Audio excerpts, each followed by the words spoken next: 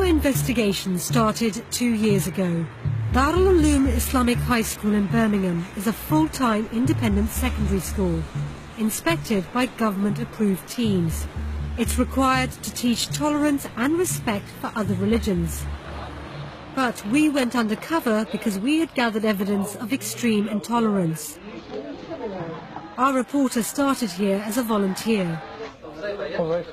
He was allowed to sit in on some lessons, like maths, but they wouldn't let him into their Islamic classes.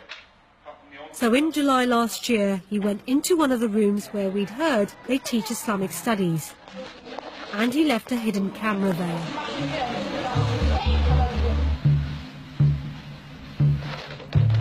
At first, our camera records exams and prayers. Then the pupils are arranged into rows for a school assembly.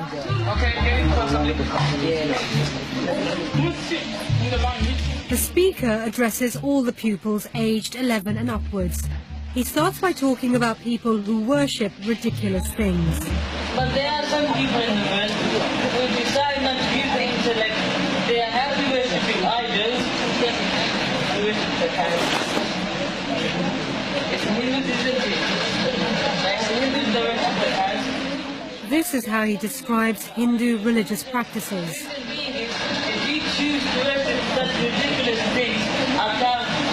Now, how can anyone worship a cow?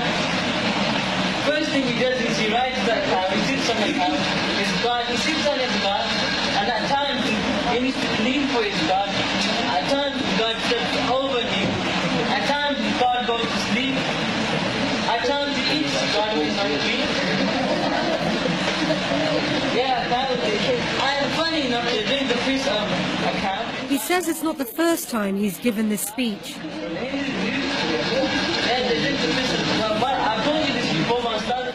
In 2009, government-approved inspectors praised the school for its interfaith teaching, saying, "Pupils learn about the beliefs and practices of other faiths and are taught to show respect to other world religions." It seems the inspectors weren't aware of teaching like this. This is how British children are being taught to read the Quran. In a Muslim faith school in the north of England. Here's what 11-year-old Muslim children are being taught about non-Muslims in a full-time secondary school. And what they're told about other Muslims. The person who's got less than a fistful here, then you should stay away from him the same way you stay away from a serpent or a snake. He puts a question to the children about Hindus and other idol worshippers. Do they have any intellect? No, meaning Allah subhanahu wa ta'ala. When the speaker comes closer to the camera, he only looks about 18 or 19 years old. Darul Uloom School says its pupils are taught to preach the message of Islam, and it seems our camera has filmed a senior student practicing. While he was preaching, there were teachers and other senior students keeping order in the room. But they did nothing to contradict his teachings. They told the children to be quiet and pay attention to the speaker. This is one of 38 secondary schools set up by different Islamic organizations to train the next generation of imams and community leaders. There are at least 2,000 madrasas in the UK, teaching more than 100,000 children how to recite the Quran. The children here are as young as 5. On the first day of filming, our camera records a brief moment, which suggests that the reports we've heard of regular violence might be true. A teacher patrols the room. And then he kicks a boy. Then he walks down the line.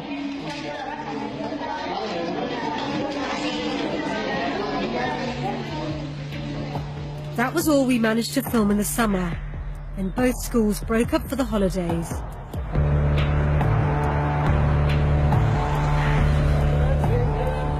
On the first day of the new term in September, we went back to Darul Uloom, Birmingham. The very first assembly back is taken by a senior teacher. The boys have been away for a month, and all of them have their haircuts checked by the teachers. Children with non-Muslim haircuts are sent to stand against the wall.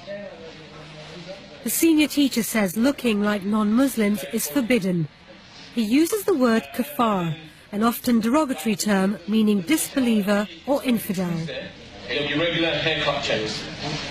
You must make sure you don't get these, what's fashionable now amongst in society. Before I introduce something, we Muslims take it in the form. He says teachers will take drastic action. Those parents that give us permission, we've got trimmers and everything, so don't expect professional haircuts from us. He tells them that looking like non-Muslims is a way of enslaving them. He associates British society with shaitan, the Islamic version of Satan. You need to free yourself from the influence of the shaitan and the society.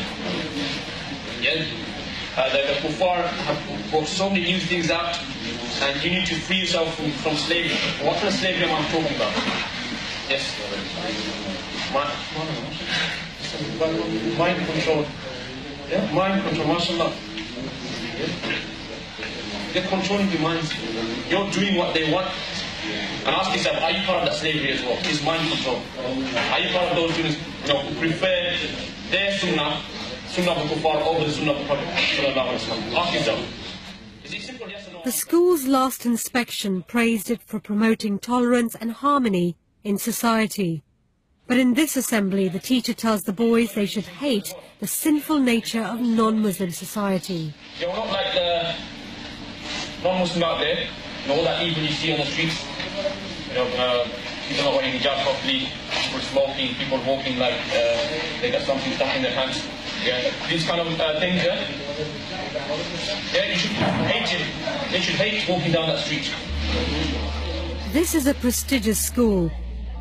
It's been visited by the Lord Mayor, the Chief Constable, MPs and dignitaries. The school says it has a community involvement programme to prepare students for outside life. We are going into full-scale social segregation and separation. And unless we tackle this now, we will reap the whirlwind. What did you think about the repeated use of kafar? Never would a kafir enter Jannah until a camel enters the eye of a needle. It's like the N-word. It's a term of abuse, a term of censure, condemnation. Some of the teachings that we've shown you, do you think they could be described as hate teachings? There's no shadow of doubt. When you teach children that they should be intolerant of other faiths, have no respect for them, you are breeding hostility, antipathy, animosity to others. If that's not hate, what is hate? Madrasas can be set up in mosques, community centres or private homes. There's no national body that registers and inspects them. 9 days ago, David Cameron promised to crack down on the roots of extremism. Under the doctrine of state multiculturalism, we've encouraged different cultures to live separate lives apart from each other and apart from the mainstream. But at the same time, his government is encouraging local communities to set up and run their own schools. I think it's really important that we say to head teachers and to everyone who works in schools, we trust you. We want you to have more power and more say over what happens in schools. It's a policy which is likely to result in more faith schools. With the number of faith schools set to grow, these lessons in hate and violence continuing behind closed doors will only serve to deepen the religious and social divide.